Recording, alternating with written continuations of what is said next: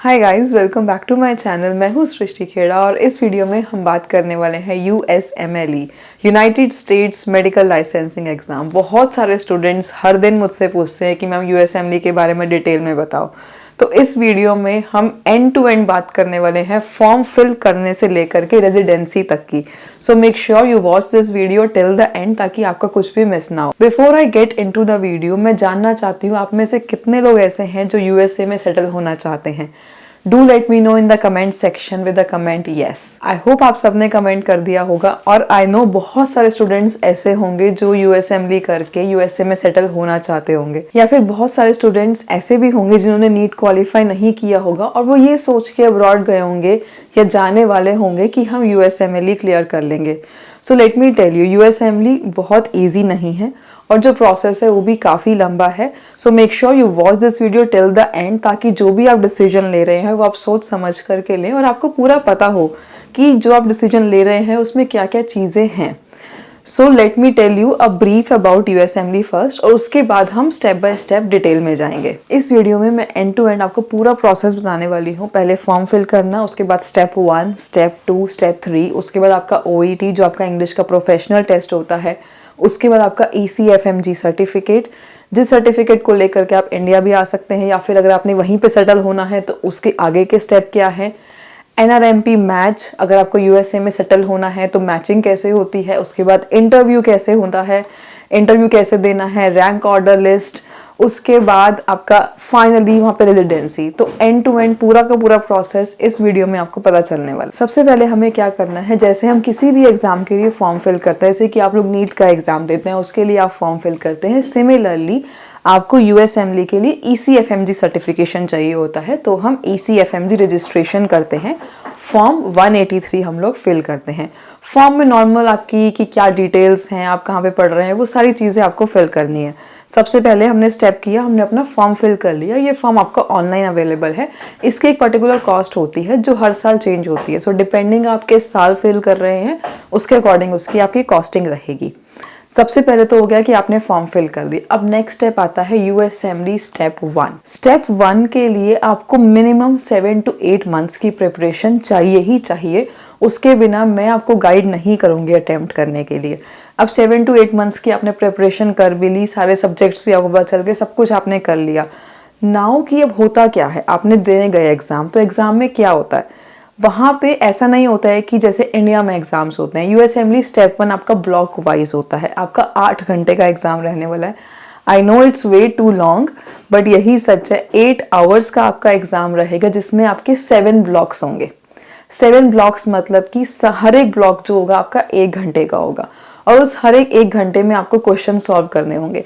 तो 7 blocks 7 hours के तो हो गए, मतलब बाकी का 1 घंटा क्या हो रहा है। बाकी का जो 1 घंटा है उसमें आपके 2 पार्ट्स है। 15 मिनट की आपकी ओरिएंटेशन है और 45 मिनट का आपका ब्रेक है। अब ये ब्रेक आप जब भी चाहें किसी भी ब्लॉक के बीच में आप ले सकते हैं, वो आपकी मर्जी है। Once USMLE step 1 is done, इसका रिजल्ट आएगा 26 जनवरी 2022। से पहले क्या होता था कि 3 डिजिट स्कोर होता था, वो आता था, उसके अकॉर्डिंग आपकी पास फेल होता था। लेकिन अब 26 जनवरी 2022 से ये रूल चेंज हो गया है। अब जो USMLE स्टेप 1 का रिजल्ट होगा वो सिर्फ पास या फेल होगा, इसमें कोई भी स्कोर नहीं रहेगा। मतलब इधर आप पास होंगे या फिर आप फेल होंगे। ये तो हो गया आपका स्टेप 1। अब हम बात करते हैं स्टेप 2 की। Step 2 is more of the clinical part, जिसमें आपके क्लिनिकल क्वेश्चंस ज़्यादा होंगे, लेकिन वो भी आपका सिमिलरली 8 आवर्स का ही रहेगा। उसमें भी 7 ब्लॉक्स ही रहेंगे और जो पैटर्न है वो ऑलमोस्ट सेम रहेगा। Each block 1 hour and then you will get break of 45 minutes and orientation of 15 minutes. ये आपका स्टेप 1 स्टेप 2 में ये दोनों चीजें आपकी सिमिलर। अब जितने भी हम ब्लॉक की ये बात कर रहे हैं, इस ब्लॉक में है क्या, इस ब्लॉक में आपके मल्टीपल चॉइस क्वेश्चन है। हर एक ब्लॉक में आपके पास 40 क्वेश्चंस हैं, मतलब कि लगभग 320 क्वेश्चंस आपके पास हैं, चाहे वो USMLE स्टेप 1 हो या फिर USMLE स्टेप 2 हो। दोनों में हमारे पास 7 ब्लॉक्स हैं। हर एक ब्लॉक 1 घंटे का है और हर एक ब्लॉक में, हर 1 घंटे के ब्लॉक में आपके पास 40 क्वेश्चंस है, 40। तो आप समझ लीजिए कि इतना इजी नहीं है। पहला USMLE जो 1 था वो आपका मोर ऑफ थ्योरेटिकल पार्ट था, जो ये है आपका क्लिनिकल नॉलेज आपकी टेस्ट करेगा। दोनों के सब्जेक्ट्स जो हैं वो अलग अलग हैं। तो ये तो हो गया आपका स्टेप 1 एंड स्टेप 2। अब आता है स्टेप 3, लेकिन स्टेप 3 के बारे में हम बात जो है बाद में करेंगे। उससे पहले हम बात करेंगे आपके OET के बारे में। OET क्या होता है? आपका इंग्लिश का टेस्ट होता है। जैसे कि इंडिया में आपने सुना होगा आइल्स, टोफल, ऐसे ही OET जो है आपका ये एक इंग्लिश का प्रोफेशनल टेस्ट है। किसी भी आप ऐसी कंट्री में सेटल होना चाहते हैं जैसे कि USA, UK, जो इंग्लिश स्पीकिंग कंट्री है, वहाँ पे आपको OET ये देना ही पड़ेगा। अब OET में क्या क्या आएगा? जैसे कि आइल्स में आपने सुना होगा रीडिंग, राइटिंग, स्पीकिंग, ये सब कुछ आता है। सिमिलरली OET में भी most of the syllabus, 99% of syllabus is exactly same as IELTS, but आप समझ लीजिए कि नाम अलग है। वैसे ही आपका रीडिंग, राइटिंग, स्पीकिंग, ये सारी की सारी स्किल्स आपकी टेस्ट होंगी एंड बहुत ही ईजी होता है। एक नॉर्मल एक स्टूडेंट जो है वो आराम से इसको निकाल सकता है। अगर आपने स्टेप 1, स्टेप 2 क्लियर कर लिए, OET would be very very easy. तो OET करने के बाद अब हमारे स्टेप 1 हो गया, स्टेप 2 हो गया, OET हो गया। अब नेक्स्ट स्टेप आता है ECFMG सर्टिफिकेशन। मतलब कि आपने स्टेप 1 क्लियर कर लिया, स्टेप 2 भी आपने क्लियर कर लिया। स्टेप 2 में मार्क्स होंगे, लाइक स्टेप 1 में तो पास फेल था, लेकिन स्टेप 2 में मार्क्स होंगे। स्टेप 1 क्लियर कर लिया आपने, स्टेप 2 क्लियर कर लिया आपने, OET क्लियर कर लिया। अब आपको अपनी ECFMG सर्टिफिकेशन लेनी कैसे है?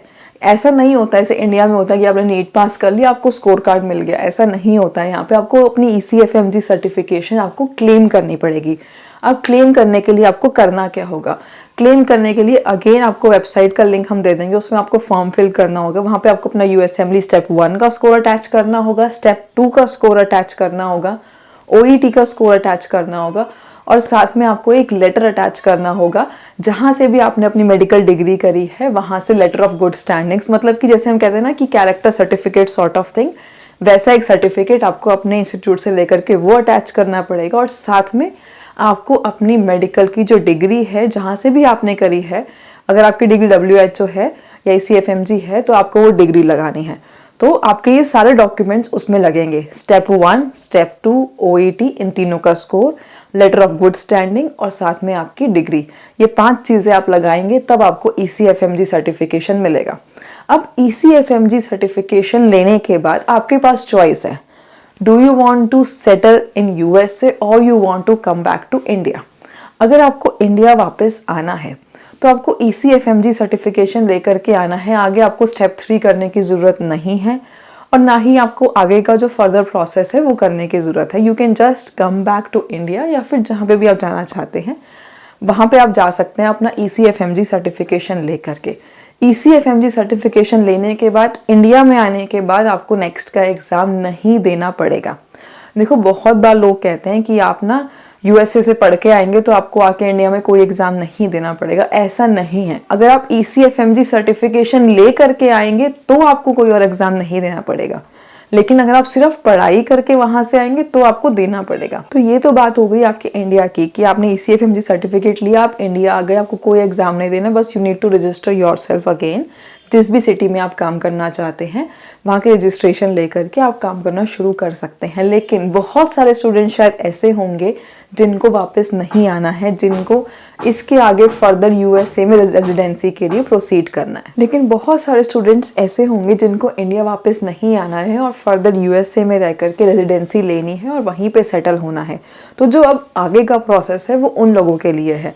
अगर आप इंडिया आना चाहते हैं you can just come back with the ECFMG certification. अब जो आगे का जो स्टेप है वो बहुत ही मुश्किल स्टेप है, वो है NRMP मैच। मतलब कि ये एक ऐसा प्रोसेस है जो आपको मैच करता है आपकी स्किल्स के अकॉर्डिंग, आपकी कह लीजिए इंटर्नशिप से या जॉब से। NRMP मैच में आपको क्या करना होता है? सबसे पहले अगेन आपको फॉर्म फिल करना होता है जिसको हम बोलते हैं ERAS एप्लीकेशन। अब ERAS एप्लीकेशन के बहुत सारे पार्ट्स होते हैं। सबसे पहला पार्ट होता है कि आपको प्रोफेशनल एक्सपीरियंस क्या है। प्रोफेशनल एक्सपीरियंस में क्या आता है? वहाँ पे आता है आपकी इंटर्नशिप। मतलब कि अगर आप USA में भी सेटल होना चाह रहे हैं, ECFMG सर्टिफिकेशन लेने के बाद पहले आपको इंटर्नशिप करनी पड़ेगी, उसके बाद ही आप NRMP मैच के लिए अप्लाई करेंगे, क्योंकि उससे पहले आपके पास प्रोफेशनल एक्सपीरियंस नहीं है। बाय एनी चांस अगर आपने कोई इंटर्नशिप करी है कहीं से तो आप वो प्रोफेशनल एक्सपीरियंस में लगा सकते हैं। अगर आपने नहीं करी है तो आपको पहले इंटर्नशिप करनी पड़ेगी, फिर आपको NRMP मैच के लिए अप्लाई करना पड़ेगा। अब NRMP मैच में अप्लाई करने के लिए ईरास एप्लीकेशन हम लोग को फिल करनी है। ईरास एप्लीकेशन में आपके पास बहुत सारी चीज़ें हैं। सबसे पहले आपका प्रोफेशनल एक्सपीरियंस क्या है, कहाँ से किया है, आपने इंटर्नशिप इंडिया से करी है, USA से करी है, कहाँ से करी है, वो सब चीज़ें। सेकंड आपका वॉलंटियर एक्सपीरियंस, मतलब कि आपने खुद किसी जगह पे वॉलंटियर करके कुछ काम किया है तो उसके सर्टिफिकेशन। थर्ड आपका रिसर्च एक्सपीरियंस, मतलब किसी रिसर्च पेपर में किसी के साथ आपने काम किया है तो उसका एक्सपीरियंस। फोर्थ आपको LOR चाहिए, लेटर ऑफ रिकमेंडेशन। वो आपको लेटर ऑफ रिकमेंडेशन कहाँ से मिलेगा, जहाँ से आपने अपना प्रोफेशनल एक्सपीरियंस लिया है या जहाँ पे अपना रिसर्च वर्क किया है, ये सारी चीज़ें आपको LOR वहीं से मिलेगा। तो ये सारी चीज़ें एक तरह से आप अपनी प्रोफाइल बता रहे हैं कि हमने ये सब किया है, उसके अकॉर्डिंग ही फर्दर आपको इंटरव्यू के लिए बुलाया जाएगा। यस, इसमें क्या होता है, आगे इंटरव्यू होता है। मतलब कि जो आपने ईरास एप्लीकेशन फिल करी है उसको हम ईरास CV भी बोलते हैं, क्योंकि ऑब्वियस है पूरा आपने रिज्यूमे ही बना करके दिया है अपने कि डिग्री से बाद आपने क्या क्या किया, क्या क्या आपके एक्सपीरियंसेस थे, कैसे कैसे किया, वो सब कुछ आपने लगाया है। उसके बाद आपको इंटरव्यू के लिए जाना है। अब इंटरव्यू के लिए ऐसा तो नहीं है कि आप कहीं पे भी जा सकते हैं। इंटरव्यू के लिए क्या होगा, आपने ये एप्लीकेशन फिल कर दिया, अपना सबमिट कर दिया, इंटरव्यू के लिए सिलेक्शंस होंगी। अब होगा क्या, जो भी प्रोग्राम्स होंगे, जहाँ पे भी रिक्वायरमेंट्स होंगी, वो आपकी ईरास एप्लीकेशन को जज करेंगे कि उनकी जो रिक्वायरमेंट है उससे आपकी रिज्यूमे या आपका CV कितना मैच करता है। तो इंटरव्यू में स्टार्टिंग फ्रॉम योर थ्योरी और क्लिनिकल सब कुछ आपसे पूछा जाएगा। And let me tell you, interview बहुत ज़्यादा टफ नहीं होने वाला है। अगर आपकी जो प्रोफाइल है वो स्ट्रांग है, you can easily clear the interviews. तो इंटरव्यू क्लियर करने के बाद अब क्या होगा, ऐसा तो है नहीं किसी एक पोजीशन के लिए सिर्फ एक ही इंसान ने इंटरव्यू दिया होगा। सिमिलरली ऐसे बहुत सारे आपके जैसे लोग होंगे जिन्होंने सेम पोजीशन के लिए, सेम रिक्वायरमेंट के लिए इंटरव्यू दिया होगा। तो अब क्या होता है, जब इंटरव्यू हो जाता है उसके बाद आता है ROL, रैंक ऑर्डर। अब रैंक ऑर्डर लिस्ट में क्या होता है, देखो अगर आप इंटरव्यू दे रहे हैं तो आप किसी एक प्रोग्राम के लिए इंटरव्यू नहीं देंगे। सिमिलरली जो इंटरव्यू ले रहे हैं वो किसी एक कैंडिडेट का इंटरव्यू नहीं लेंगे। अब आपको क्या करना है, आपने फॉर एग्जांपल 5 से 7 इंटरव्यूज दिए, but let me tell you हर एक इंटरव्यू 4 से 5 घंटे का होता है। तो I am just taking an example कि आपने 4 से 5 इंटरव्यू दिए over the period of 15-20 days, ठीक है। अब आपको रैंक ऑर्डर लिस्ट बनानी है कि आपके अकॉर्डिंग आप किस प्रोग्राम के लिए सबसे ज़्यादा मैच करते हैं।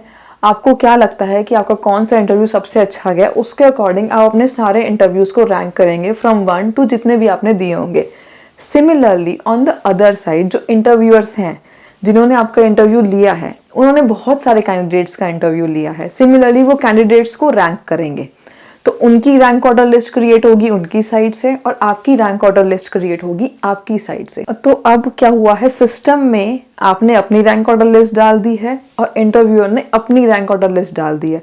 अब होगा क्या, जो ये सिस्टम है जहाँ पे आपने ये अपलोड किया है, ECFMG का पूरा जो सिस्टम है, वहाँ पे उनके पास बहुत सारी एल्गोरिथम्स हैं। उस एल्गोरिथम के अकॉर्डिंग अब मैच क्रिएट होगा। वो अपने आप मैच करेंगे कि आप किस प्रोग्राम से मैच होते हैं या कौन सा प्रोग्राम किस कैंडिडेट से मैच होता है। फिर होती है मैच डेट, एक डेट दी जाती है जिसमें पता चलता है कि आप मैच कर रहे हैं या फिर आप किसी प्रोग्राम से मैच नहीं कर रहे हैं। मैच डेट वाले दिन आपको पता चलता है कि आप किसी प्रोग्राम से मैच कर रहे हैं या फिर नहीं कर रहे हैं। तो इसलिए मैं कह रही थी कि USMLE इतना छोटा प्रोसेस नहीं है। अगर आप किसी प्रोग्राम से मैच कर रहे हैं then you can just go ahead, join that programme. उस प्रोग्राम में एक्सपीरियंस लेने के बाद फिर आगे आपका आएगा रेजिडेंसी का। Now I am taking the best case scenario कि आपका कहीं पे मैच हो जाता है। अब बहुत सारे प्रोग्राम्स का ना ये होता है कि आपको USMLE स्टेप 3 भी क्लियर करना पड़ेगा। देखो, बीइंग अ फॉरेनर कि आप ECFMG दे रहे हैं तो आपके पास ये चांस है कि आप स्टेप 3 USMLE स्टेप 3 अपनी NRMP मैच स्टार्ट करने से पहले भी कर सकते हैं या फिर मैच होने के बाद भी कर सकते हैं। अगर आप मैच होने से पहले कर देते हैं तो आपके मैचिंग के चांसेस जो है वो बढ़ जाते हैं। अगर आप मैच होने के बाद करते हैं तो भी कोई प्रॉब्लम नहीं है। अब स्टेप 3 में क्या होता है, स्टेप 3 जो होता है फर्दर वो 2 दिन का एग्जाम होता है। पहले दिन में इसमें आपके पास 7 आवर्स का एग्जाम होता है, सेम 6 ब्लॉक्स आएंगे इसमें। जैसे अर्लियर क्या हो रहा था, बस 8 घंटे का था, 7 ब्लॉक्स आ रहे थे, यहाँ पे 7 आवर्स का है तो 6 ब्लॉक्स आएंगे। 1 घंटे का आपका वही 45 मिनट्स का ब्रेक और 15 मिनट्स ओरिएंटेशन रहेगी और 6 घंटे में अगेन 40 सेट्स मतलब 40 क्वेश्चंस आपके पास आएंगे। तो ये तो हो गया फर्स्ट डे। अब सेकेंड डे क्या होता है, सेकेंड डे आपका 9 घंटे का एग्ज़ाम होता है। अब इस 9 घंटे के एग्ज़ाम में यहाँ पे थोड़ा सा चेंज है, यहाँ पे 6 ब्लॉक्स आएंगे, मतलब कि 6 घंटे के 6 ब्लॉक्स आएंगे, 1 आवर फॉर ईच ब्लॉक। लेकिन जो बाकी के 3 घंटे हैं उसमें 1 घंटे का आपका ब्रेक और ओरिएंटेशन होगा और 2 घंटे में आपको 13 केसेस सॉल्व करने पड़ेंगे, जिसको हम बोलते हैं 13 CCS, 13 प्रैक्टिकल केसेस की पेशेंट्स को मतलब ये प्रॉब्लम है या वो प्रॉब्लम है, ऐसे ऐसे आपको केसेस दिए जाएंगे ऑन द सिमुलेटर, सो आपको वो सब सॉल्व करने होंगे। ये होता है स्टेप 3। स्टेप 3 करने के बाद फिर आप रेजिडेंसी के लिए अप्लाई कर सकते हैं। तो यूएसएमएलई इज़ नॉट समथिंग कि अगर आप सोच रहे हैं कि नीट नहीं निकला तो हम यूएसएमएलई क्लियर कर लेंगे। मेक श्योर कि अगर आपके भी कोई ऐसे फ्रेंड्स हैं उनको ये वीडियो शेयर कर दें कि यूएसएमएलई इतना ईजी तो नहीं है, पहली चीज़। और दूसरी चीज़, if you are aspiring to come back to India तो शायद थोड़ा सा ईजी है, but if you are aspiring to settle in USA तो प्रोसेस जो है वो और ज़्यादा मुश्किल हो जाता है। So now the choice is yours कि आपको इंडिया वापस आना है या वहीं पे सेटल होना है। अगर आप करना चाहते हैं सो एवरीथिंग इज़ पॉसिबल, आप कर सकते हैं, but make sure you take your decision ये सब सोच करके। ऐसा नहीं है कि बस डिसीजन ले लिया और कुछ आपको पता ही नहीं है, ये सब सोच करके ही अपना डिसीजन ले। But before I conclude this video I would like to tell you कि इस पूरे प्रोसेस में ना कॉस्टिंग कितनी इन्वॉल्व है, क्योंकि बहुत बार ऐसा होता है कि we have the calibre but हमारे पास उतनी कॉस्टिंग अवेलेबल नहीं होती है। नियरली 20,000 US डॉलर से लेके 25,000 US डॉलर का खर्चा आपका आ जाएगा जब आप ये पूरा प्रोसेस करेंगे। अगर आप इसको इंडियन रुपीज़ में कन्वर्ट करते हैं तो लगभग आप लगा लीजिए आज का डॉलर वैल्यू तो बहुत ज़्यादा है। तो if I give an example कि एक रैंडम वैल्यू भी मैं लेती हूँ 75 के आसपास की, तो भी ये खर्चा 20 लाख के आसपास जाने वाला है। तो आपकी डिग्री के अलावा अनदर फर्दर 20 लाख 25 लाख के आप स्पेंड करने वाले हैं, नहीं करने वाले, इट्स योर कॉल। तो बहुत सारी चीज़ें इन्वॉल्व हैं, चाहे वो आना जाना हो, फ्लाइट टिकट्स हो, वहाँ रहना खाना, इंटरव्यू के लिए, स्टेप 2 के लिए, हर चीज़ के लिए आपको आना जाना पड़ेगा, फॉर्म फिल्स करने पड़ेंगे, हर एक चीज़ की कॉस्टिंग इन्वॉल्व है। So it's up to you कि do you want to spend that 20,000 to 25,000 US dollar या फिर नहीं करना है, या आपको क्या करना है, इट्स अप टू यू। आपकी चॉइस है, आपकी कॉल है। It was my duty to tell you about USMLE, क्योंकि बहुत सारे स्टूडेंट्स पूछते हैं। आई होप कि मैंने आपके बहुत सारे डाउट्स जो हैं यूएसएमएलई के बारे में क्लियर कर दिए होंगे, बट आई नो कि आपके अभी भी बहुत सारे डाउट्स होंगे जो आपके माइंड में चल रहे होंगे, जैसे कि कोर्स मटेरियल और ये सारी चीज़ें।